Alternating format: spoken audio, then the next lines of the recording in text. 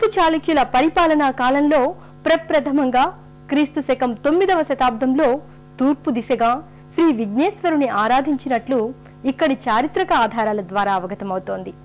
అత్యంత పురాతనమైన ఈ ఆలయం 9వ శతాబ్దానికి చెందిన తూర్పు చాళుక్య రాజు గుణకవర్ధనుడి కాలానికి చెందినదిగా ఇక్కడి శాసనాల ద్వారా అవగతమవుతోంది.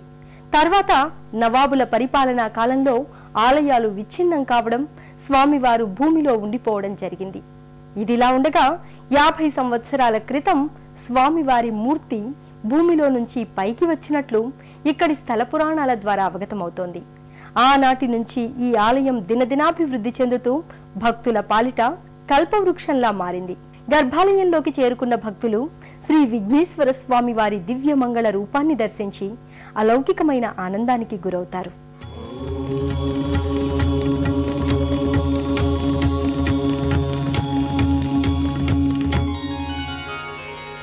వక్రతుండ మహాకాయ. గర్భాలయంలో కొలువుదీరిన గణపతి కూర్చున్న భంగిమలో ఏకశిలారూపంగా దర్శనమిస్తారు. నిర్విఘ్నం కురు మే దేవ సర్వకార్యేషు సర్వదా.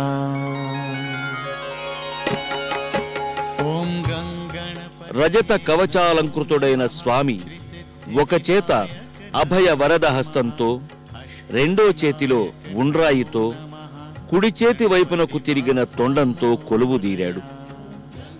ఈ స్వామికి పెద్ద పెద్ద చెవులు ఉన్నాయి.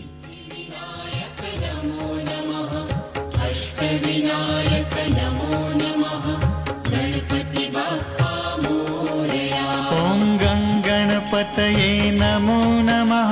శ్రీ సిద్ధి వినాయక నమో నమః.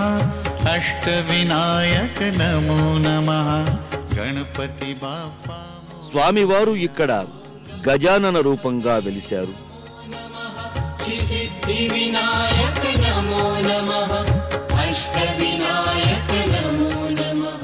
స్వామివారి తొండం దక్షిణావృతంగా ఉంటుంది.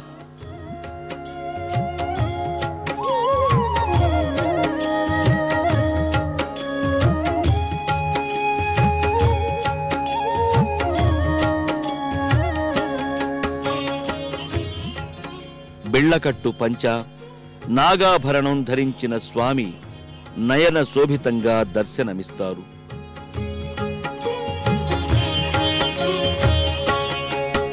ఓం గంగణపతయే నమో నమః.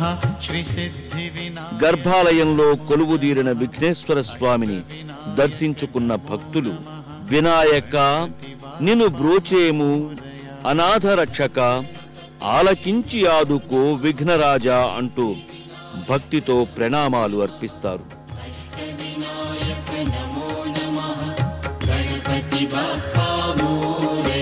ఓం గంగణపతయే నమో నమః. శ్రీ సిద్ధి వినాయక నమో నమః. అష్ట వినాయక నమో నమః. గణపతి బాప్పా మోరయా. ఈ ఆలయంలో స్వామివారికి రోజు విశేష అర్చనలు జరుగుతూ ఉంటాయి.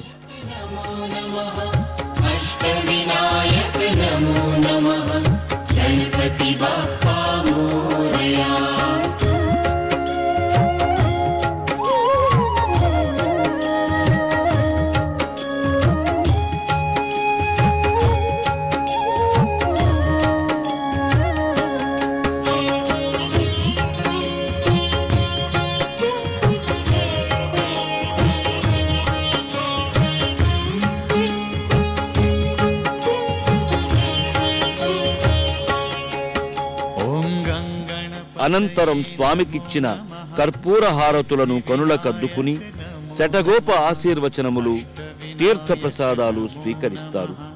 గణపతి బాప్పా మోరయా.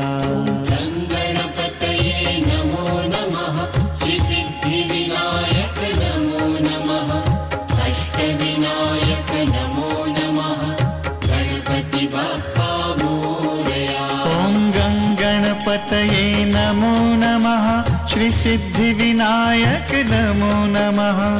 అష్ట వినాయక నమో నమః. गणपति बाप्पा मोरया। ॐ गं गणपतये नमो